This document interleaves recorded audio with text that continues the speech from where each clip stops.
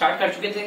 पहले वापस क्लियर कर रहा हूँ, परचेज मेथड की क्वेश्चन स्टार्ट करने से पहले जो लास्ट लेक्चर मैंने आपका डाला है जिसमें परचेज मेथड को मैंने पूरा क्लियर एक्सप्लेन किया है, नेट एसेट्स मेथड को, परचेज को, पहले उस वीडियो को आप देख लेना। उसी के बाद आपको क्वेश्चन समझ में आएंगे। पहला हिंट जो मैंने दिया था कि परचेज मेथड में आइडेंटिफाई करने का तरीका होता है कि आपको केस वर्ड क्वेश्चन में गिवन रहता है। चलो अब स्टार्ट करते हैं। क्वेश्चन नंबर 1, सुरेश लिमिटेड के बिजनेस को ऑब्जर्व कौन कर रहा है? प्रकाश लिमिटेड। मतलब ये आपका था सुरेश लिमिटेड, इसको कौन खरीद रहा है? प्रकाश लिमिटेड। ऐसे अगर देखा जाए तो अमालगमेशन की लैंग्वेज में, अगर अमालगमेशन की लैंग्वेज में बोलूं तो ये हो गई आपकी ट्रांसफरी कंपनी और ये हो गई आपकी ट्रांसफरर कंपनी। और आप नॉर्मल लैंग्वेज में बोलो तो बेचने वाली कंपनी और खरीदने वाली कंपनी, यानी ये सेलर, ये हो गया आपका सेलर और ये हो गया आपका बायर। पैसा कौन देगा बच्चों बताना? पैसा बायर देगा। किसको? सेलर को। दो मेथड होते हैं, मर्जर और परचेज। पकड़ो देगा कौन सा?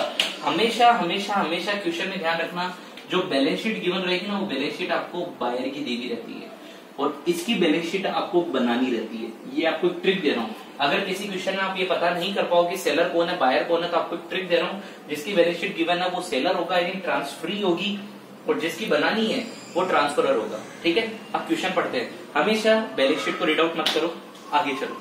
जो नीचे अदर इन्फॉर्मेशन दे रखी है आपको, प्रकाश लिमिटेड पैसे कैसे दे रहा है? 9% प्रेफरेंस शेयर इशू कर रहा है 100 ईच के। किस रेशियो में? 3 शेयर इशू करेगा 4 शेयर के बदले में, यानी सुरेश के 4 प्रेफरेंस शेयर के बदले में ये कितने शेयर देगा? 3 शेयर। हाँ रुको, एक चीज और, पीसी की कैलकुलेशन के अंदर, परचेज कंसिडरेशन की कैलकुलेशन के अंदर मैं आपको एक रूल बताना लास्ट लेक्चर में भूल गया था थोड़ा, सॉरी, उस रूल को क्लियर कर लो। परचेज कंसिडरेशन की कैलकुलेशन के अंदर अगर सेलर कंपनी या ट्रांसफरर कंपनी ट्रांसफरी कंपनी के डिबेंचर होल्डर को डायरेक्ट पेमेंट करती है, बहुत ध्यान से सुनना, ट्रांसफरी कंपनी के डिबेंचर होल्डर को ट्रांसफरर कंपनी डायरेक्ट पेमेंट करती है, मतलब डिबेंचर के बदले में डिबेंचर, तो उसको पीसी की कैलकुलेशन में ध्यान नहीं रखा जाता है। और जब क्वेश्चन करेंगे तब क्लियर करेंगे। पहला, प्रेफरेंस शेयर इशू कर रही है।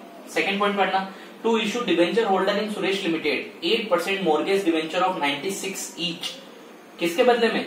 यानी सुरेश लिमिटेड के जो डिबेंचर थे ना 6%, उनके बदले में उनका रिडम्पशन करनी है 20% प्रीमियम पे, यानी सुरेश लिमिटेड के डिबेंचर का रिडम्पशन होगा 20% प्रीमियम पे, और जिसका पैसा देने के लिए आप 8% डिबेंचर इशू कर रहे हो, 96 रुपीज का एक डिबेंचर है। ओके, थर्ड पॉइंट, आप 20 रुपए पर शेयर तो कैश में पेमेंट कर रहे हो इक्विटी शेयर होल्डर को, और 6 इक्विटी शेयर इशू कर रहे हो जिसकी एक की कीमत है 125। कितने के बदले में?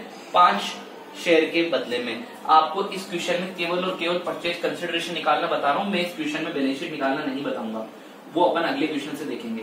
पहले परचेज कंसिडरेशन पे परफेक्ट हो जाओ आप, क्योंकि मेन ये कैलकुलेशन होती है। परचेज कंसिडरेशन कैसे कैलकुलेशन करेंगे? परचेज कंसिडरेशन की ध्यान से, किस किस का पेमेंट शामिल किया जाता है? इक्विटी शेयर होल्डर और प्रेफरेंस शेयर होल्डर का पेमेंट का। पहली बात, आपने प्रेफरेंस शेयर होल्डर को कितना पेमेंट किया? प्रेफरेंस शेयर होल्डर को कितना पेमेंट किया? कौन से को? प्रकाश लिमिटेड ने सुरेश लिमिटेड के प्रेफरेंस शेयर होल्डर को कितना पेमेंट किया? क्या बोला? सुरेश लिमिटेड के 4 प्रेफरेंस शेयर होल्डर के बदले में आप कितने इशू करोगे? 3। एक मिसप्रिंट है तो सही कर लेना, 40,000 प्रेफरेंस शेयर नहीं है और 4,000 प्रेफरेंस शेयर है। 4,000 प्रेफरेंस शेयर 4 3, मतलब आप कितने प्रेफरेंस शेयर इशू करोगे? 3,000। और एक प्रेफरेंस शेयर की वैल्यू कितनी है? 100, मतलब आपने कितने प्रेफरेंस शेयर इशू कर दिए? 3 लाख रुपए। क्या कोई दिक्कत नहीं सर? बहुत इजी है। अगला, equity share holder. Equity share holder को पैसा कितना दे रहे हो आप? इक्विटी शेयर होल्डर को पैसा दे रहे हो 2 तरीके से। पहला, कैश में कितना दे रहे हो? 20 रुपए पर शेयर। टोटल शेयर कितने थे इक्विटी शेयर? 10,000। एक शेयर के बदले में कितना दे रहे हो? 20 रुपए, मतलब 2 लाख रुपए। ठीक है। तीसरा, एक इनके बदले में न्यू शेयर इशू कर रहे हो। शेयर में कितना पैसा दे रहे हो? शेयर में देखना, शेयर में कितना पैसा दे रहे हो? 5 शेयर के बदले में कितने शेयर इशू कर रहे हो? 6 शेयर। देखो कितने शेयर थे? 10,000। 5 के बदले में आप 6 शेयर इशू कर रहे हो, मतलब आप कितने शेयर इशू कर रहे हो? 12,000। और एक शेयर की वैल्यू क्या दे रखी है? मार्केट वैल्यू 125 रुपए। एक शेयर की मार्केट वैल्यू क्या दे रखी है? 125 रुपए, मतलब आप कितने रुपीस के शेयर इशू कर रहे हो? 15 लाख। टोटल वैल्यू कितनी आ गई 20 लाख। ये 20 लाख आप क्या कहलाएगा परचेज कंसिडरेशन। खत्म केस। तो मतलब amalgamation in the nature of purchase के अंदर जितना पैसा आपने शेयर होल्डर को दिया है, चाहे वो कैश में दिया हो चाहे शेयर के बदले में शेयर में दिया हो, वो आपका परचेज कंसिडरेशन का पार्ट माना जाता है। ये पहला क्वेश्चन खत्म। पहले मैं बैलेंस शीट बनाना नहीं बता रहा हूं क्योंकि पहले प्रैक्टिस करो परचेज कंसिडरेशन की, क्योंकि चैप्टर काफी लेवल का है। एकदम आप बैलेंस शीट के लेवल पे मत जाओ, पहले नॉर्मल कैलकुलेशन, पहले पीसी निकालना सीख जाओ, बाद में बात करेंगे बैलेंस शीट की। Question number first complete. Zoom कर दो थोड़ा इसको ताकि नोट डाउन कर ले।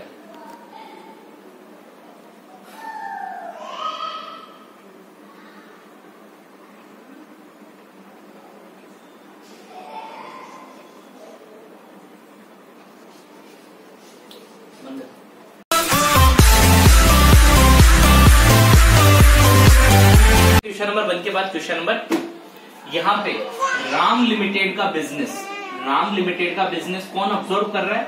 श्याम लिमिटेड। यानी राम लिमिटेड का बिजनेस अब्सॉर्ब कर रहा है Shyam limited.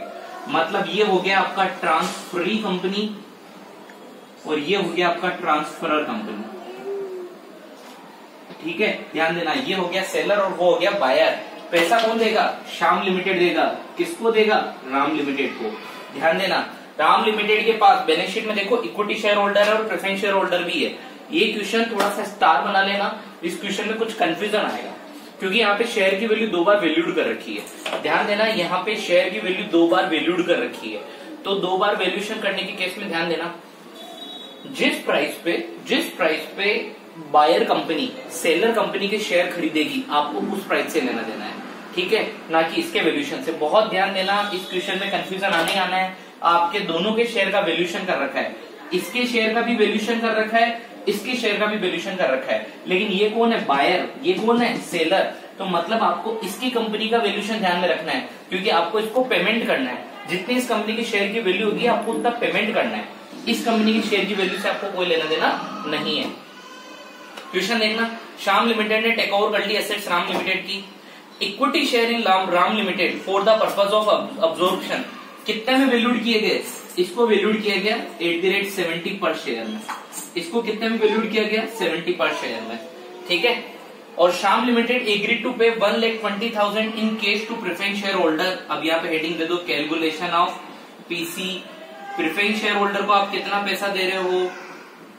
Preference share holder को आप कितना पैसा दे रहे हो? पहली बात, इसको पैसा दे रहे अपन कैश के अंदर। कितना रुपए दिया प्रेफरेंस शेयर होल्डर को आपने? 1,20,000 इन कैश। 1,20,000 in cash. ठीक है, अब आगे पढ़ना। And the balance in the form of equity share holder Shyam limited को वैल्यूड कितने में कर दिया? श्याम लिमिटेड के शेयर को वैल्यूड कर दिया आपने 120 पर शेयर में। यानी श्याम लिमिटेड के शेयर वैल्यूड हो गए 120 पर शेयर में। पर ध्यान देना, बायर कंपनी के शेयर जिस प्राइस पे वैल्यूड हुए हैं उससे आपको कोई भी लेना देना नहीं है क्योंकि आपको सेलर कंपनी यानी राम लिमिटेड को पेमेंट करना है।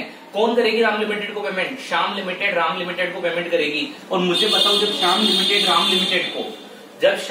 राम लिमिटेड को पेमेंट करने आएगी तो उतना ही पेमेंट करेगी जितना इसके शेयर की वैल्यू है। क्या ज्यादा पेमेंट कोई करता है कि कभी? नहीं। तो यहाँ पे आपके पीसी की कैलकुलेशन में ये इक्विटी शेयर होल्डर को कितना रुपए दिया आपने शेयर के बदले में? शेयर के बदले में कितना रुपए दिया आपने? कितने शेयर थे राम के पास? 6,000 शेयर। कितने में वैल्यूड हुए राम के शेयर? 70 में। टोटल कितने रुपए हो गए? 4,20,000। कितनी वैल्यू आ गई? 5,40,000 आपकी वैल्यू आ गई परचेज कंसिडरेशन की। क्वेश्चन नंबर 2 खत्म। जूम कर दो एक बार।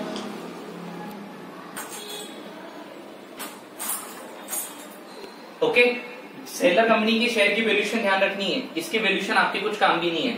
सिंपल सा क्वेश्चन था, क्वेश्चन कंप्लीट हो चुका है। ओके।